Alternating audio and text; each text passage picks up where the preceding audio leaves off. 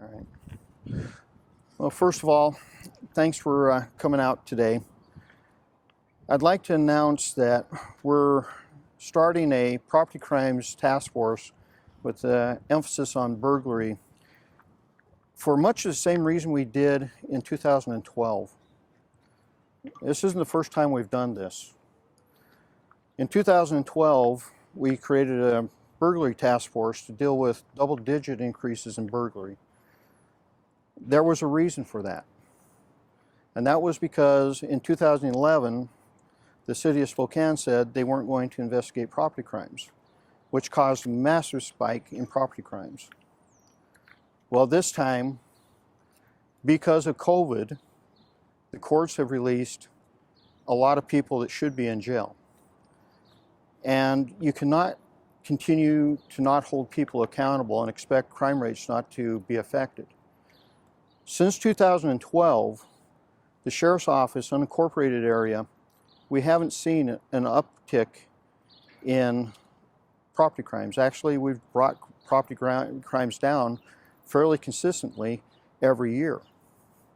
Slightly changed in the Valley last year, but that's when, due to a new risk assessment tool used by the courts, we started seeing more and more people being released. We started seeing increases in crime then.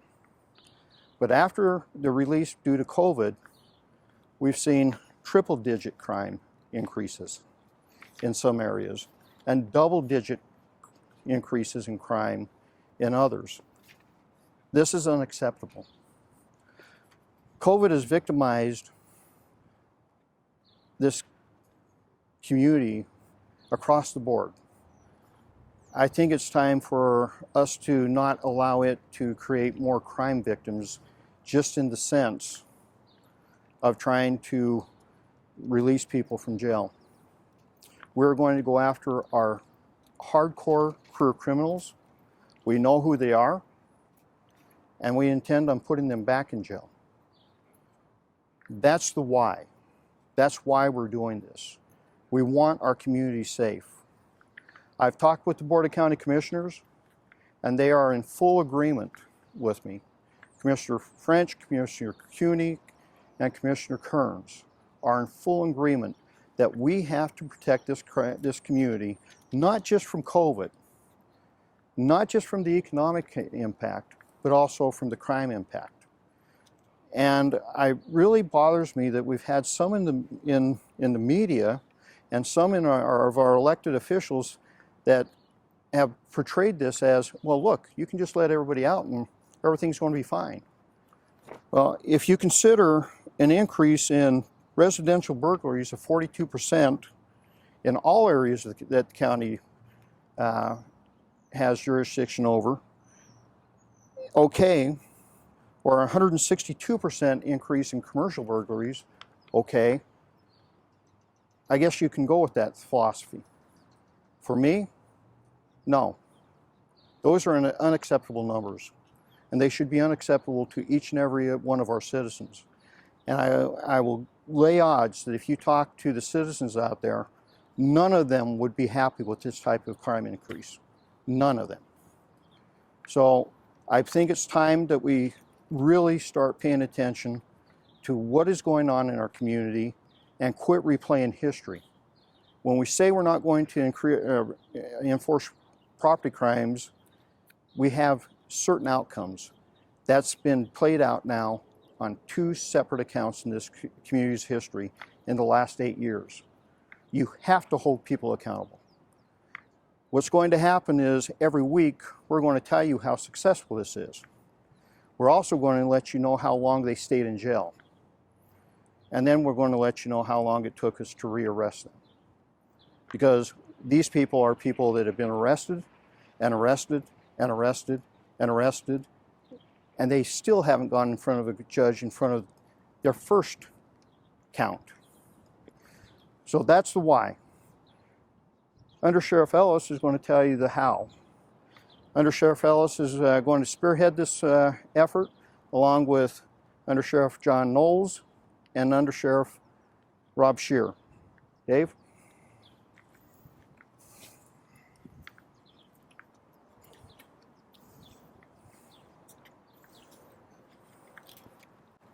Morning, thanks for coming out. As we know, we have an element of our society that will take advantage of a crisis, and that's what's going on right now. The Sheriff's Office finds that unacceptable. We'll be moving forward to the creation of a Property Crimes Task Force. That's going to consist of redeployment of our available resources into the investigative division, and they'll be targeting the worst offenders that we have in our society. We'll be integrating our crime analysts and our investigative analysts into that burglary task force to help us develop real-time information that will allow us to target exactly when these crimes are occurring, where they're occurring. We'll be engaging our community partners and our law enforcement partners too. We ask the community to reach out if you see anything unusual, if you see suspicious activity, if you see things that might be that little piece of information we need to help solve these cases. Please call Crime Check. Let us know. We want that information. That's the type of information we need that can help us break cases here.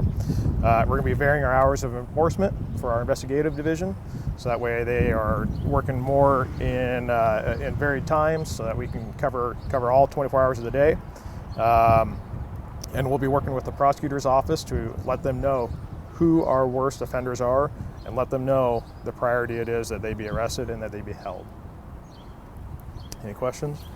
Where are we seeing, are there certain areas within the county that we're seeing an uptick in crime? I don't know if it's certain neighborhoods or...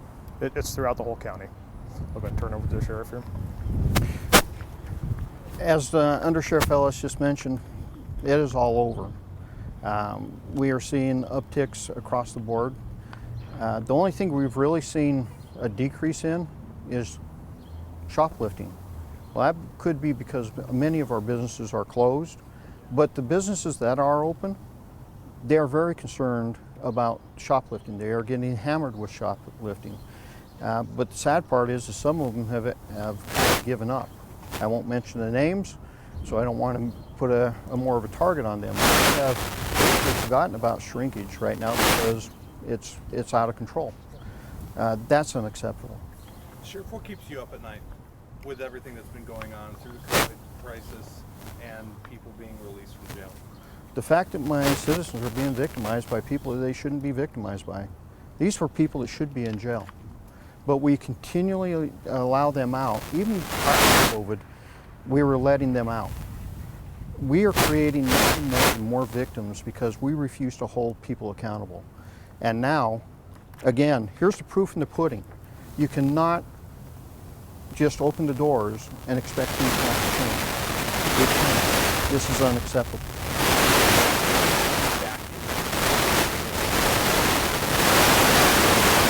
It most definitely has. Again, it's not just at the local level. You just watch what the governor did. We just released a lot of people that shouldn't have been. If you take a look at those people that were on that list, many of them were in there for gun crimes. And we talk about gun violence. You just lost every opportunity to talk about gun violence as how important that is when you do nothing but release people that used or were in possession of a weapon when they committed a crime. That's how you stop gun violence. You put those people in jail, you put them in prison, and that should be mandatory sentencing. And we've also seen a lot of repeat offenders being released as well. What are the chances of them We can tell you and show you, Peter, a list of people that we know that reoffend. We put them in jail, and within the 72 hours, they're back out. We'll pick them back up and put them back in the jail. In 72 hours, they'll be right back out. We have the names. This isn't a mystery to us. We know exactly how it goes. And for those who want to debate the fact that arresting people doesn't drop or lower crime rates, I can tell you that when Johnny B. Bad is in jail, my crime rate goes down. When Johnny B. Bad is out, it goes up. It is that simple. So you have to hold people accountable. How do you know that it's these released offenders that are doing these property crimes? Because we rearrest them for doing their property crimes. It's not a mystery. It's very fluent. Again, we can give you the names, and we can show you the arrest dates, we can show you the release dates, and we can show you when we rearrested them. And it's not just for one or two, it's for multiples. In 2012, when we did this, they released somebody that had committed 52 burglaries admitted to that, and they released them. And when we rearrested him, I believe he was back up to about 30. So this isn't speculation on our part. This is hardcore fact. Something that seems to be missed on many of the politicians around here when they start talking about, oh, we can just release everybody. They're missing, it's not anecdotal. And the sad part is, it's been that way in this community for nearly 30 years because we refuse to deal with the issues that we have to deal with. Do you think a lot of criminal justice reform groups are taking advantage of this pandemic right now with the release of many of these offenders? Most definitely, Peter. Most definitely. I think that it became a rallying cry for them. Look what we can do. And then it was, look what we did and nothing happened. Well, here's what happened. And it didn't take long. Sheriff, what do you think could have been done better? How could the jail and prison populations could have been controlled responsibly in light of the pandemic? Well, the prison system, I believe that it could have been controlled by just proper separation and spacing. However, even at the state level, you have a crisis of overcrowding. Here at the local level, that should have been fixed in 1995. If we would have had the proper facilities, we would have been able to do proper spacing, proper distancing. But when you run an overcrowded jail since 1995, this was just bound to happen. On this task force, what's the team going to be made up of, and how many deputies should we be seeing on this team? We're not going to give you the exact makeup. We want to at least keep some trade secrets, if you will. But we're pulling deputies from patrol, from the investigative division, and from supervisors. And we're picking people that have certain skill sets that have been proven to know how to do this.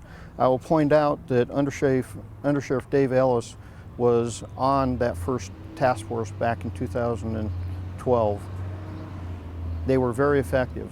They were so effective that they followed a group of burglars up to Ponderay County where they committed 2 burglaries. We arrested them in Bonner County. When asked why they went to Ponderay, they said, quote, "We know you're arresting everybody in Spokane County." And we were, and we will again. What do you hope this task force is going to do in the future? I mean, what does the next few weeks look like as far as making arrests? First few weeks are getting everything spun up, select our people to fill those positions, get them united with the analytical core, and then map our strategy out and implement by hopefully in the next couple of weeks. And what can homeowners and business owners do to keep their businesses safe? A lot of them closed right now. They're not there all the time. Most important is make sure you have good security systems. Cameras do help. Cameras actually help us solve the crimes. The other thing is, and Under Sheriff Ellis mentioned it, please use Crime Check. We need to know everything that's moving. We need to know all the suspicious activity. That's how we break these cases. It's you, the citizen, working in conjunction with us, and we can stop this crime wave that's seen. Thank you. I appreciate it.